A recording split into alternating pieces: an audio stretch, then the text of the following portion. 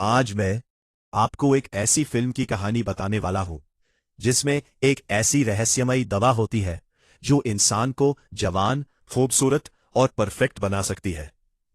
लेकिन इस दवा का एक बहुत ही खतरनाक नियम है। अगर वो नियम टूट गया तो इंसान की जिंदगी पूरी तरह बदल सकती है। ये कहानी है द सब्सटेंस की, एक ऐसी फिल्म जो हमें दिखाती है कि परफेक्शन के पीछे भागना कभी कभी कितना डरावना हो सकता है। अगर आपको ऐसी माइंड बेंडिंग और रहस्यमयी फिल्मों की कहानी पसंद है तो वीडियो को लाइक जरूर करें, अपने दोस्तों के साथ शेयर करें और चैनल को सब्सक्राइब करना बिल्कुल मत भूलना। साथ ही कमेंट करके बताइए कि आपको इस तरह की और कौन सी फिल्मों की कहानी सुननी है। तो चलिए बिना किसी देरी के शुरू करते हैं द सब्सटेंस की पूरी कहानी। कहानी के शुरू होते ही दिखाया जाता है कि एक आदमी एग यॉक के अंदर ग्रीन कलर का लिक्विड इंजेक्ट कर रहा है, जिसके फौरन बाद वो एग यॉक 1 से 2 हो जाती है। सीन कट होता है और हमें दिखाया जाता है कि कुछ लोग एलिजाबेथ स्पार्कल नाम का एक स्टार बना रहे हैं। असल में एलिजाबेथ एक बहुत ही खूबसूरत मॉडल है और एक शो की होस्ट भी। स्टार के बनने के कुछ अरसे तक लोग स्टार के पास आकर सेल्फीज लेते थे, लेकिन फिर आहिस्ता आहिस्ता लोगों का स्टार से ध्यान हटता चला गया और ये स्टार टूट गया। किसी ने इसे ठीक भी नहीं किया, जो ये साफ जाहिर कर रहा था कि लोगों का एलिजाबेथ स्पार्कल के अंदर से इंटरेस्ट खत्म होता जा रहा है। सीन कट होकर हमें एलिजाबेथ स्पार्कल को दिखाया जाता है, जिसकी आज 50वीं सालगिरह है। अब वो बूढ़ी हो चुकी है, लेकिन अभी तक वो उसी शो को होस्ट करती है। अपने शो की शूटिंग के बाद जब एलिजाबेथ वॉशरूम में जाने लगी तो उसे पता चला कि लेडीज वॉशरूम किसी वजह से बंद था, इसलिए वो मेल वॉशरूम में चली गई, जहां पर शो का डायरेक्टर भी आ गया। वो फोन पर किसी से बात कर रहा था कि अब एलिजाबेथ पहले जैसी नहीं रही। एलिजाबेथ की वजह से जहां पहले उन्हें रेटिंग्स बहुत हाई मिलती थी, अब उनकी टीआरपीज गिरती जा रही है और मुझे अब एलिजाबेथ को रिप्लेस करना है। मुझे कोई नई जवान और खूबसूरत लड़की चाहिए अपने शो के लिए। यह सुनकर एलिजाबेथ बुरी तरह टूट गई। उसे अपनी जिस खूबसूरती पर घमंड था, आज वो खत्म हो गई थी। वो घोर से अपने आप को शीशे में देखती रही, जहां बहुत सारी झुर्रियां आ गई थी। ढलती जवानी का उसे दुख तो था ही, लेकिन अब उसे दुख यह भी था कि उसे शो से निकाला जा रहा था। एलिजाबेथ ऐसे सब कुछ नहीं छोड़ सकती थी। वो पहले डायरेक्टर से मिलने के लिए जाती है, जहां डायरेक्टर बताता है, देखो एलिजाबेथ, मैं तुम्हारी कोई मदद नहीं कर सकता क्योंकि मेरा शो चलता है लोगों से और मैं लोगों को वो देना चाहता हूं जो उन्हें चाहिए। किन्हीं खूबसूरती और वो अब तुम में नहीं रही है। डायरेक्टर की बातों ने एलिजाबेथ को बुरी तरह तोड़ दिया था। वो होटल से निकल तो गई, लेकिन ड्राइव करते हुए डायरेक्टर की बातें उसके कानों में गूंज रही थी। और बस फिर इसी सब में उसका ड्राइविंग से ध्यान हट जाता है और सामने से आती हुई गाड़ी उसकी गाड़ी को बुरी तरह क्रैश कर जाती है और हैरान करने तरह पर पता चलता है कि एलिजाबेथ को इतने बुरे एक्सीडेंट में एक खराश भी नहीं आई थी। यह उसकी अच्छी किस्मत ही थी। खैर, एलिजाबेथ को डॉक्टर ने हॉस्पिटल से डिस्चार्ज तो कर दिया, लेकिन अब वो फूट फूट के रोने लगी क्योंकि उसने रास्ते में बिलबोर्ड से उतरती हुई अपनी पिक्चर्स देखी थी। देखने को मिलता है कि यहां पर एक नर्स उसकी रीढ़ की हड्डी चेक करता है और फिर उसे उसके कपड़े दे देता है। एलिजाबेथ अब जैसे ही हॉस्पिटल से बाहर निकली तो उसे फील हुआ कि नर्स ने उसके कोट में कोई मैसेज छोड़ा था। मैसेज में लिखा था कि इसने मेरी लाइफ बदल दी, और इसी के साथ एक ड्राइव भी थी जिस पर लिखा था द सब्सटेंस। एलिजाबेथ घर आती है और आते ही उस ड्राइव को चलाती है जिसमें द सब्सटेंस नाम की एक फ्लूइड के बारे में इंफॉर्मेशन दी जा रही थी।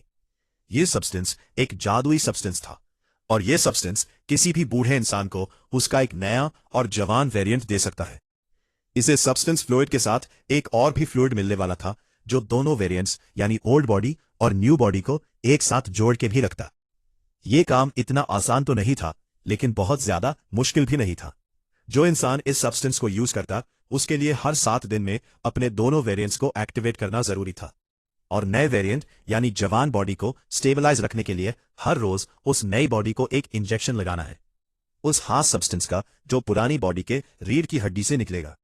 जब एक वेरिएंट यानी एक बॉडी एक्टिवेट रहेगी, उस टाइम पर दूसरी वेरिएंट यानी दूसरी बॉडी बेहोश रहेगी। एलिजाबेथ को पहले पहले तो यह सब झूठ लगा।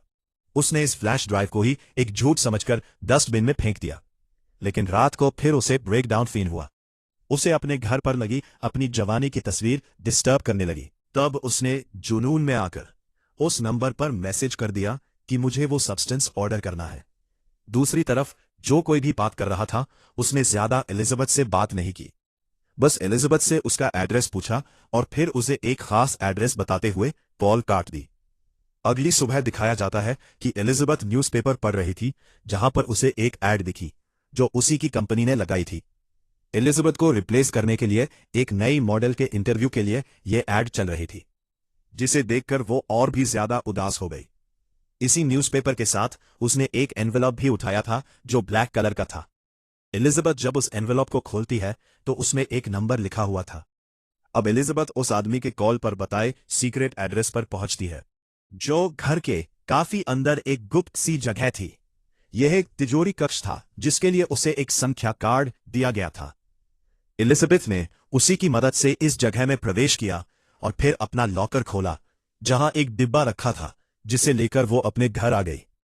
घर आकर वो तुरंत इस डिब्बे को खोलती है तो उसमें उसे काफी सारी चीजें मिलती है। सबसे पहले एक सेरम और एक इंजेक्शन जिसे केवल एक बार इस्तेमाल करना था। उसके साथ ही एक स्थिरता किट थी जिसके जरिए रोज नई यानी जवान बॉडी को स्थिर रखना था। और यह तो उस फ्लैश ड्राइव से पहले ही पता चल चुका था कि उस स्टेबलाइजर का द्रव पुरानी बॉडी की रीढ़ की हड्डी से निकलेगा। अब दोनों बॉडीज को बदलने के लिए भी एक विशेष प्रकार की किट दी गई थी और साथ में दोनों बॉडीज यानी जवान और बूढ़ी बॉडी के लिए विशेष भोजन भी दिया गया था।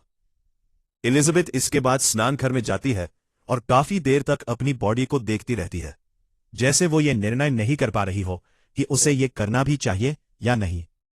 फिर कुछ सोचने के बाद उसने वो हरा द्रव यानी वो पदार्थ अपने अंदर इंजेक्ट कर लिया। लगाने के कुछ समय तक तो एलिजाबेथ को कुछ नहीं हुआ, लेकिन फिर थोड़ी देर बाद उसे अधिक दर्द होने लगा, इतना कि उसकी आंखें फैलने लगी। उसकी आंखों में हमने उसके आईबॉल्स को दो होते देखा और फिर अगले ही पल उसकी कमर फटने लगी, जहां से एक नई और जवान लड़की निकलकर बाहर आई। ये एलिजाबेथ का नया रूप था, एक नई जवान बॉडी जो पिछली बॉडी के अंदर से निकली थी। एलिजाबेथ के इस नए रूप ने अपने आप को आईने में देखा और काफी देर तक उसे विश्वास ही नहीं हुआ कि जो उसने इस्तेमाल किया था वह सच में काम कर गया। वह इतनी सुंदर और जवान बन गई थी जैसा उसने कभी सोचा भी नहीं था। काफी देर तक अपनी सुंदरता देखने के बाद अब वह एलिजाबेथ के पुराने रूप यानी पुरानी बॉडी की कमर पर टांके लगाती है, जिसे फाड़कर वह बाहर निकली थी। इसके बाद वह अपनी पुरानी बॉडी को जीवित रखने के लिए एक फूड बैग उसके साथ अटैच कर देती है, जो कंपनी ने ही उसे दिया था। आज पूरी रात उसने अपनी सुंदरता का आनंद लिया। सुबह जब वह उठी तो उसके नाक से खून बह रहा था। ये देखकर वह परेशान हो गई और उसे याद आया कि उसे एक एक्टिवेटर किट भी दी गई थी और उसे बताया गया था कि हर दिन नई बॉडी यानी जवान बॉडी को एक्टिव रखने के लिए पुरानी बूढ़ी बॉडी की रीढ़ की हड्डी से वो सब्सटेंस निकालकर अपने अंदर इंजेक्ट करना होगा। इसलिए अब वो तुरंत पुरानी बॉडी की रीढ़ की हड्डी से सब्सटेंस निकालना शुरू कर देती है। ये इंजेक्शन लगाने के बाद वो बिल्कुल सामान्य हो जाती है।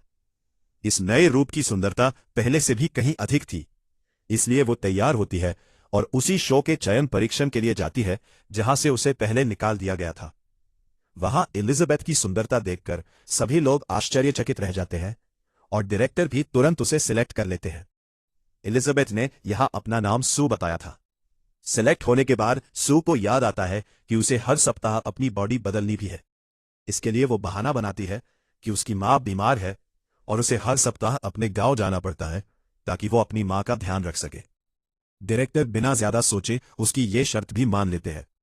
अंततः सू को ये जॉब मिल जाती है और वो इस जॉब का बहुत आनंद लेने लगती है। इस नई बॉडी से मिली सुंदरता को दिखाकर उसने बहुत जल्दी बहुत सारे अनुयायी बना लिए थे।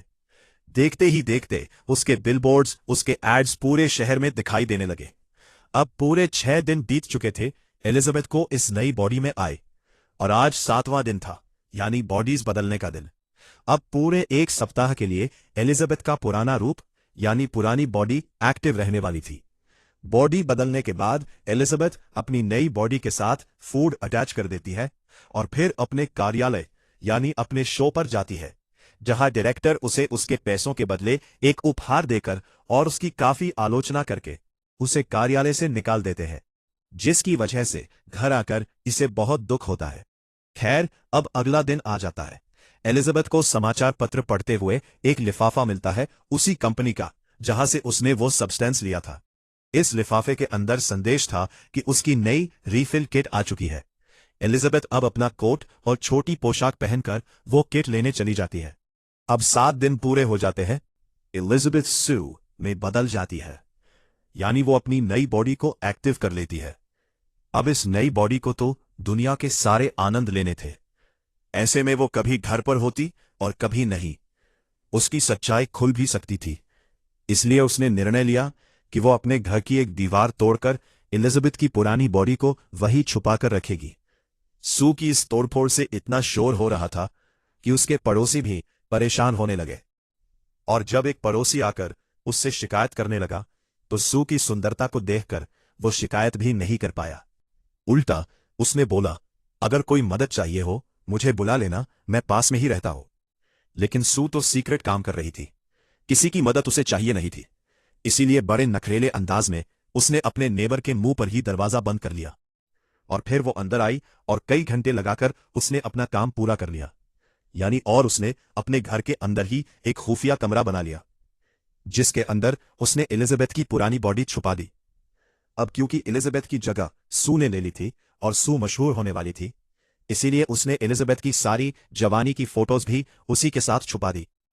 एलिजाबेथ को अपनी इस नई बॉडी में इतना मजा आ रहा था कि इस सब में वो भूल ही गई कि आज शिफ्टिंग का दिन था।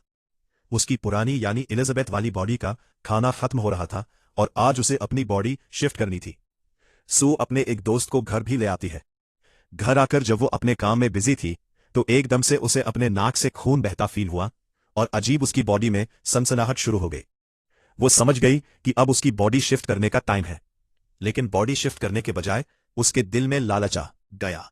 उसने कुछ और ज्यादा देर अपनी इस नई बॉडी में रहने का फैसला किया और एलिजाबेथ की बॉडी से सब्सटेंस निकालकर अपनी बॉडी में इंजेक्ट कर लिया, जिससे वो तो ठीक हो गई, लेकिन एलिजाबेथ की बॉडी के साथ क्या होगा ये आगे पता चलेगा। 7 दिन और सू ने ऐसे ही गुजारे और फिर बॉडी शिफ्ट की। जब वो एलिजाबेथ वाली बॉडी में आई तो उसने देखा कि उसकी एक उंगली गल चुकी थी और ये सरासर उसकी लापरवाही की वजह से हुआ था। यानी उसने वक्त पर अपनी बॉडी स्विच नहीं की थी।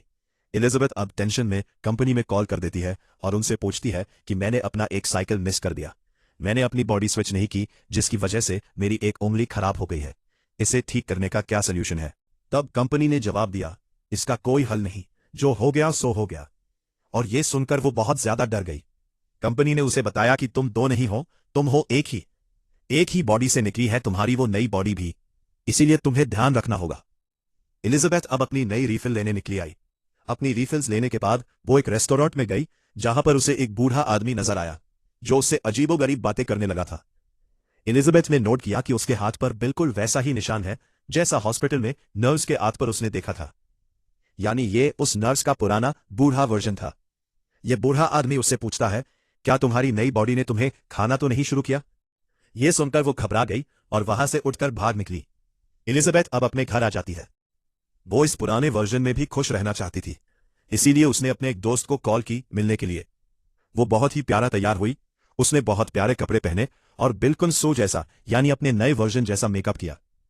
तैयार होकर वो बाहर निकलने ही वाली थी कि उसे बाहर लगे हुए सू के पोस्टर्स नजर आ गए, जो देखते ही उसका सारा कॉन्फिडेंस लूज हो गया और उसने अपने मेकअप, अपना बाल सब कुछ उलझा लिया। वो पागल होने लगी थी। अपने डिप्रेशन के चलते वो बहुत ज्यादा खाना खाती है और फिर सो जाती है। दिन का टोकरा हमें दिखाया जाता है कि अब एलिजाबेथ ने बॉडी स्विच कर ली थी और यह टाइम था उसके शो का। एलिजाबेथ अब डांस कर रही थी, यानी अपने शो की शूटिंग कर रही थी। तभी अचानक उसकी लोअर बॉडी पर हम्प आ जाता है, जिसे देखते ही वो कंफ्यूज होकर शूटिंग छोड़कर वॉशरूम में चली जाती है। उसने इस हम को स्क्रॉल करते हुए अपने बेली बटन से जब बाहर निकाला तो उसे पता चला ये एक चिकन था जो रात में एलिजाबेथ ने खाया था। यह देखते ही वो बहुत ज्यादा डर गई और उसकी आंख खुल गई। पता चला ये सब एलिजाबेथ का एक ख्वाब था। सुबह होने पर अब सच में उसने अपनी बॉडी स्विच की और अपने शो के लिए चली गई। लेकिन वहां जाते ही वो ये देखकर घबरा गई कि शो के लोग शूटिंग का सामान पैक कर रहे थे और उन्होंने उसे बताया कि अब से ये शो नहीं चलेगा। घबराकर वो डायरेक्टर के पास गई तो डायरेक्टर ने उसकी परेशानी खुशी में बदल दी। ये कहते हुए कि अब वो ये आम सा शो नहीं करेगी, बल्कि वो तो न्यू ईयर ईव होस्ट करेगी। ये सुनते ही उसकी तो खुशी का ठिकाना ही नहीं रहा और उसने बिना कुछ सोचे समझे हाँ कर दी। हालांकि न्यू ईयर ईव वो दिन था जब उसे अपनी बॉडी स्विच करके एलिजाबेथ की बॉडी में जाना था। इस चीज की परवाह ना करते हुए अब सू काफी दिन तक अपनी इस नए वर्जन में, इस नई बॉडी में ही रहती है और इसे एक्टिव करने के लिए एलिजाबेथ यानी अपनी पुरानी बॉडी से स्टेबलाइजर निकालकर अपनी बॉडी में इंजेक्ट करती रहती है, जिसका असर एलिजाबेथ की पुरानी बॉडी पर हो रहा था। अब काफी दिन बाद जब सू ने अपने आप को स्विच किया तो देखा कि एलिजाबेथ बिल्कुल बूढ़ी हो चुकी थी, उसके सीरम ज्यादा निकालने की वजह से। अब तो एलिजाबेथ अपनी हालत देखकर अब सू से घृणा करने लगी थी।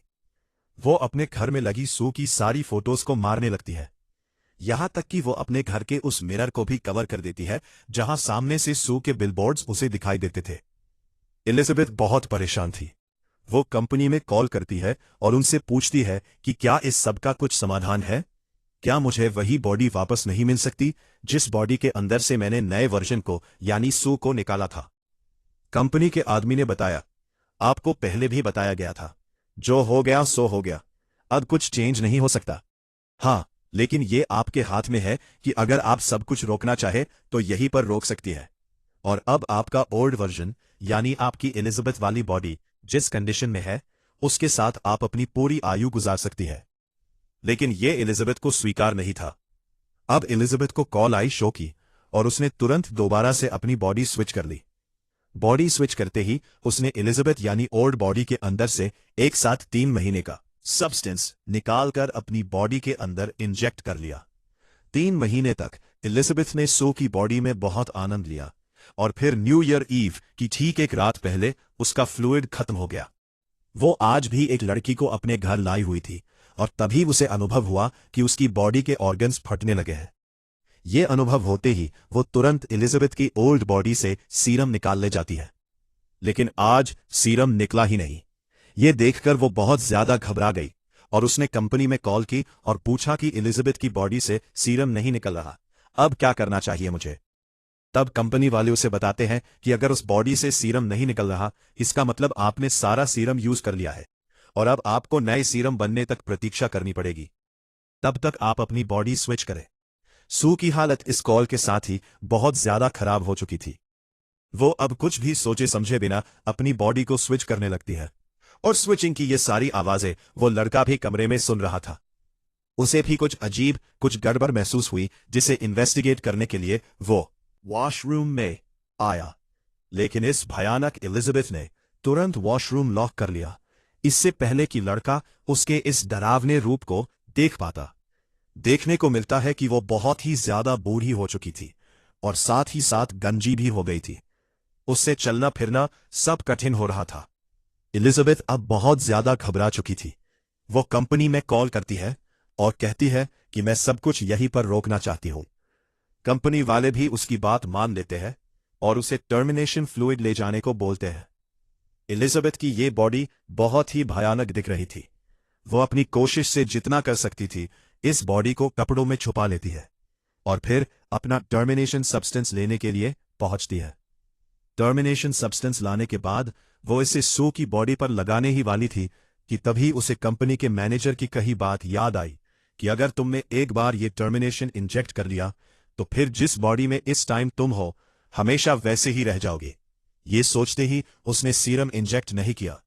उसने आईने में अपनी बॉडी को देखा और उसे सू पर दोबारा क्रोध आने लगा, क्योंकि यह सब सू की वजह से हुआ था। उसने भी सू में सीरम इंजेक्ट कर लिया, लेकिन अभी उसने आधा ही सीरम इंजेक्ट किया था कि उसे ध्यान आया कि अभी तो उसे बहुत बड़ा शो होस्ट करना है और आने वाले दिनों में उसे अवार्ड भी मिलने वाला है। उसे वो अवार्ड भी लेना था। उसे अपनी प्रशंसा सुननी थी जैसे पहले लोग उसकी करते थे। इस लालच में उसने आधा सीरम बाकी सू को इंजेक्ट नहीं किया और फिर वो सू को उठाने लगी। काफी देर तक उसे जगाने की कोशिश के बाद जब सू नहीं जागती तो वो बॉडी स्विच करने का सोचती है, लेकिन जब बॉडी स्विच भी नहीं हुई तब एलिजाबेथ ने अपनी रीढ़ की हड्डी से एक्टिवेटर निकालकर सू को लगा दिया और सू एक्टिवेट हो गई। यानी एक समय में एलिजाबेथ के दोनों वर्जन एक्टिवेट हो गए थे। एक्टिवेट होते ही जब सू ने यह देखा कि एलिजाबेथ उसे टर्मिनेट करने वाली थी तो उसे बहुत क्रोध आया। उसने अपने क्रोध में एलिजाबेथ को इतना मारा कि आखिर उसका सिर क्रैश हो गया और वो मर गई। एलिजाबेथ को मारने के बाद उसे अनुभव हुआ कि उसने बहुत गलत कर दिया। सब्सटेंस भी नहीं मिलने वाला था। खैर, अब वो यहां से सब कुछ साफ करती है और अपने न्यू ईयर प्रोग्राम के लिए चली जाती है।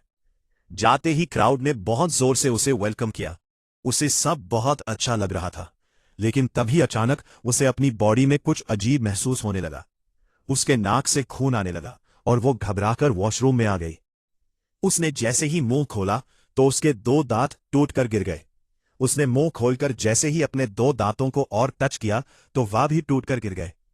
तब उसे अनुभव हुआ कि असली एलिजाबेथ के मरने की वजह से उसकी बॉडी खोखली हो गई है। अब उसे अगर किसी भी तरह जीवित रहना था तो उसे एक्टिवेशन सेरम लगाना था, जिसके लिए वो अपने घर की तरफ बढ़ जाती है। लेकिन जब वो लिफ्ट में थी तभी उसका एक नेन और एक कान कटकर गिर गया। वो बुरी तरह घबरा गई, लेकिन तभी लिफ्ट में कोई और इंसान भी आ गया और उसके वहां खड़े रहने तक वो अपने आप को बिल्कुल भी घबराया हुआ नहीं दिखाना चाहती थी। उसने बिल्कुल ऐसे एक्टिंग की जैसे कुछ भी न हुआ हो, और फिर जल्दी से वो अपने घर आ गई। जाकर एक्टिवेशन सीरम लगाती है तो कुछ नहीं होता। तब उसे याद आता है कि उसके पास वो सब्सटेंस भी रखा है जो उन्हें बस एक ही बार यूज करना था। उसने कुछ भी सोचे समझे बिना ये सब्सटेंस अपने अंदर इंजेक्ट कर लिया। ये करते ही सू को बहुत ज्यादा दर्द हुआ। पहले की तरह उसकी बॉडी कमर से फटी और अंदर से सू और एलिजाबेथ का मिलाजुला अजीब सा वर्जन बाहर निकल आया, जो दिखने में किसी भयानक मॉन्स्टर जैसा था। सू अब एक हाइब्रिड बन चुकी थी।